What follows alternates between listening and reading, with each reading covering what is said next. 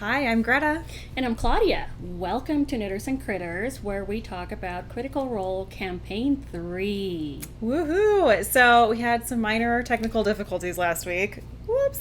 Damn you, Zoom! I know. Zoom, So Zoom hates me. Yeah, we're gonna be covering. I think Zoom hates everyone. Yeah. Episodes 29 and 30 today. So much lore, Ooh, so little time. Right? Yeah. So Those I'm were trying to some think busy. back to episode 30. That was the big dusk reveal, or episode 29, excuse me. Yeah. It was at the end of 28, right? Yeah, and then 29, we found out Dusk's real name is Yusuf Hyed, a changeling from the Unseelie Court. God, Erica They're the was naughty ones. so brilliant. Yeah, she was amazing. Yeah. But, you know me.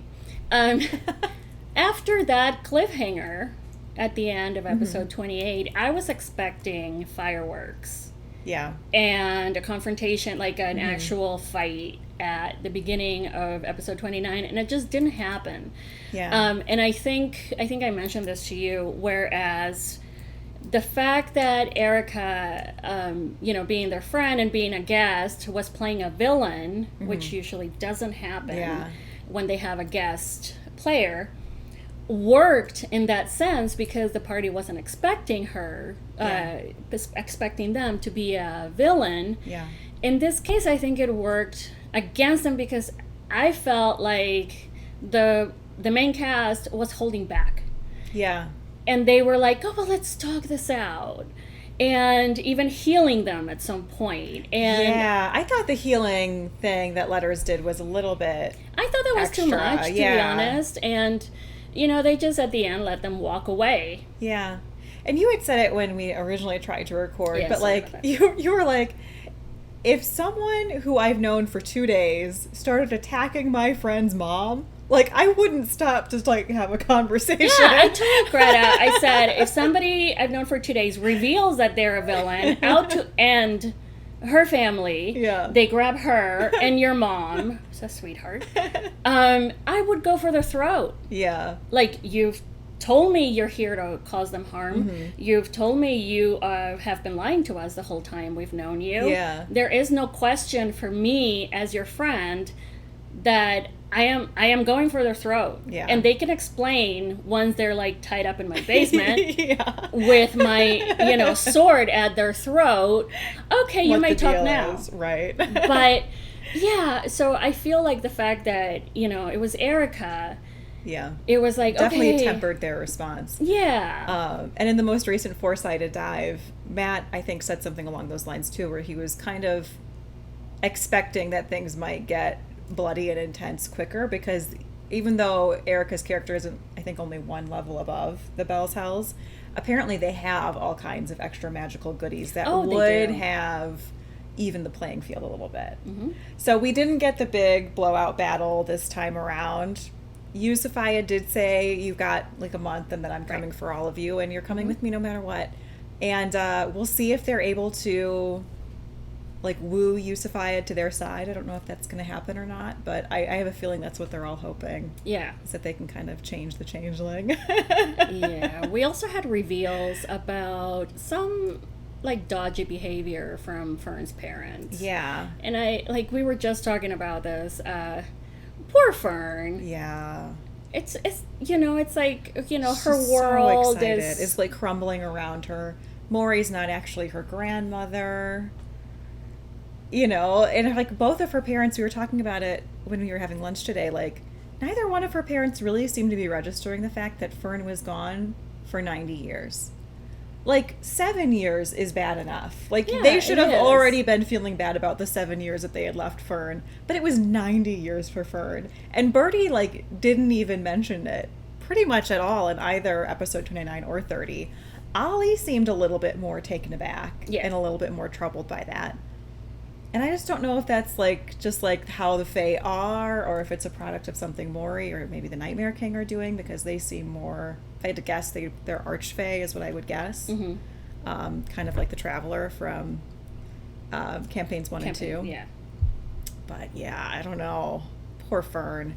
Yeah, I felt like she was disappointed, Yeah. and oh, okay, 90 years. Anyway, Right. and it's like, Yeah. are you serious? I haven't seen you for 90 years. I know it hasn't been 90 years for you, but good Lord, if it's my child telling me that, Yeah. it's like, holy crap, poor thing. Yeah. So I feel really bad for poor Fern. Yeah. Oh, there's just so much going on with her. Yeah. But we did learn in episode 29 that Fern is Ruidus born. I love that. I didn't see it coming. I think we all kind of were guessing that Imogen was probably Ruidus born. Mm-hmm. But now Fern is. And I still think Imogen's probably Ruidus born. Mm-hmm. But I'm kind of wondering, like, are the rest of the Bell cells Ruidus born? Or maybe, like, somehow connected to that? Yeah. Like, it was Laudna seems- reborn under a flare of Ruidus? Exactly. Or is, like, Orym's husband maybe Ruidus born? And maybe Yeah, he was there part of the seems to- Grim Verity yeah. and that's how he got targeted? Or Yeah, there seems to be something. strong ties pointing to, Ruidus Yeah. and all of that. Something else that happened in episode 29, we found out that we do not give Orym any magic items. Oh, no. I forgot about that. It's like Laudna with rocks. Yeah. Just don't go there. And don't give Orym like a one-time use magical thing. The, like, linchpin in their plan to capture Armand Treshy. And he just blew it so hard. Oh, I can relate. I feel like that would happen to me. Rolling the nat 1 when you There need you it. go. At like a 10. Right? Yeah. They met Hondir, I think is the guy's Hondir, name, yeah. from the Grim Verity at the end of episode 29. And he apparently knew or maybe knows Imogen's mother. Now, one thing I feel like we all knew that Imogen's mother was part of this study, but Hondir made it sound like he had seen her not all that long ago. Right, yeah. Whereas when Imogen talks about her, it's like she's been gone Imogen's entire life. So what the fuck is up with that? Yeah, that's the impression I got too. I mean, I don't know, maybe it's at another like time, delay dimension difference. Yeah. Yeah. Yeah. So there's all these things that Fern's parents are doing and trying to do. Yeah, to unravel the mystery of Ruidus, because apparently Ollie had this crazy vision of the Feywild being consumed by a storm from Ruidus. Yeah, with Birdie at the center. With Birdie at the center. But now, having finally re-met Fern, Ollie said in episode 30 that he wasn't sure it could have been Fern. It could be Fern, at the all grown center. up. Yeah. But that's what kicked this whole thing off. So that's why they stole the Moontide crown, so they could build this crazy telescope to try to uncover all the secrets of Ruidus. Well, who did they ask for help to build a telescope but the Nightmare King? Oh, I love it. He's so creepy.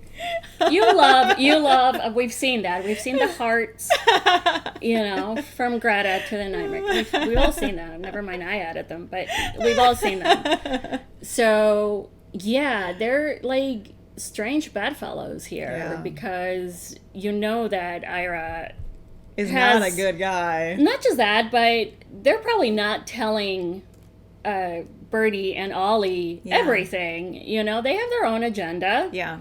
He has his own plans for world domination, whatever.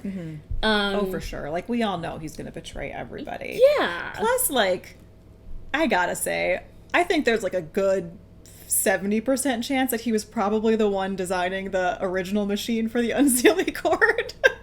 So I don't think he cares who was building the machine as long as it gets built. Yeah. Especially because it was revealed that he and Odahan Thule somehow know each other from the Apex Wars, I think.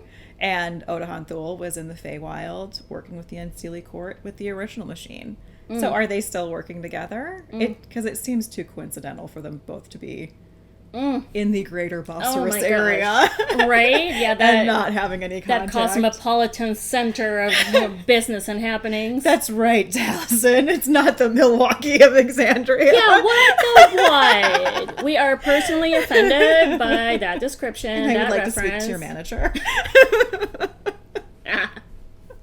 Your D&D Karens. Yes. Oh my gosh. Yeah, that what? Really? I mean, I feel like there are other worthy cities of that comparison, which I will not name, but Yeah. Too funny. Too so funny. sad. Oh my gosh. But God, yeah, there was so much happening during these couple episodes. And things got really heartbreaking for Fern in these two episodes. And then in episode 30, at one point, she does ask, when you deal with the Fae, there's always a payment to be made. Yeah. Was I the payment? Yeah. Like, is this what you did? Did you trade me in order to get something? In order to get the special lens for your damn machine. And like, just the fact that they didn't even think about it. And I suppose I don't think Birdie was necessarily there for that conversation. Yeah. But like the realization in Ollie's mind that, oh crap, that's what we did.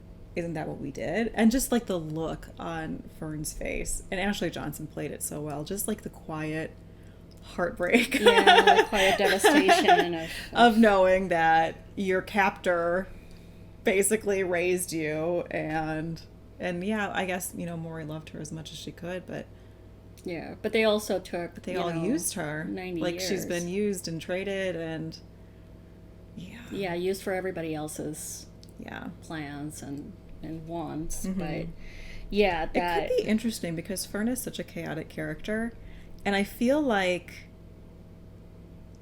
Dusk, you as Dusk, was doing everything they could to like bring out that chaos in Fern and that little bit of darkness. And I feel like if Birdie and Ollie don't like get their shit together as parents real soon, like we could be watching the emergence of Dark Fern again. Yeah, like this is how that Time War starts, right? Yeah. Oh man.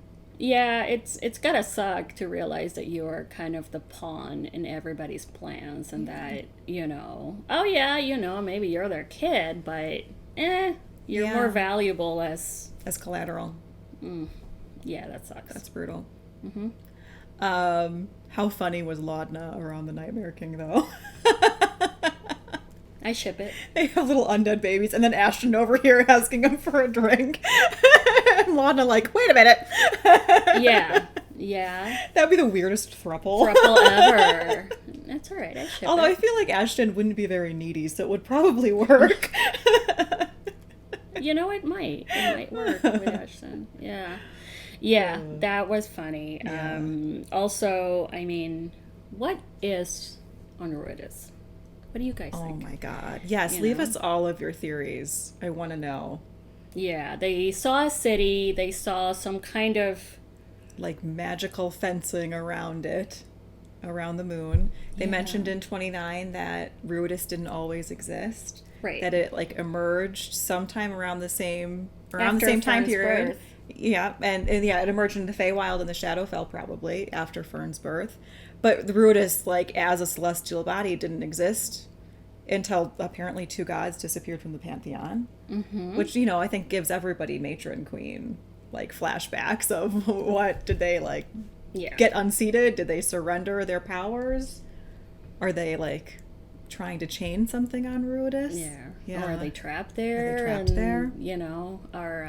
Our intrepid group of adventurers, going on a little field trip. Yeah. Getting on their magic school bus and going to the moon. Can you imagine them freeing? Oh, yeah, they would. They would. Yeah. They would immediately get taken in. Like, people thought that that Asmodeus, like, playing,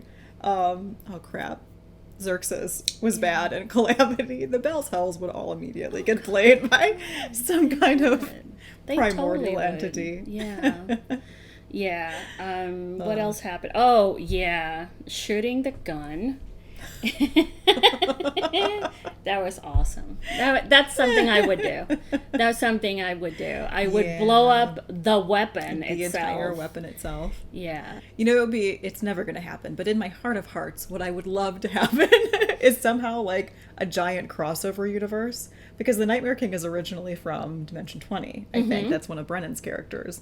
So I'm like, ooh, what if like they go to the Shadowfell and it's actually like the kids from Fantasy High. We get like the giant crossover verse. Oh my gosh. Yeah. You know, if they get Brennan to be in this campaign, that's a win. Yeah. Because he's an great. amazing He's a DM. gem. He's a great player. Yeah, he is. So. Oh my goodness. So much stuff, guys. Yeah, send us all of your theories. Please Because do. it's good. I think it's going to be really interesting. Yeah. What do you think is happening on Ruidus on that moon? And what do you think the Nightmare King is actually after? It's got to be more than just intellectual curiosity to him. Yeah. So drop your comments there. I want to know all about that weirdo. Yeah. You love him. You love him. I love a Tim Burton kind of aesthetic. A little bit. In my mind, he's always going to be Edward Scissorhands. All right, guys. I think that's it for us today on Knitters and Critters. Thank you, as always, for watching. Please be sure to like and subscribe to our channel. And, of course, drop those comments below. We'll see you next time. Bye. Bye.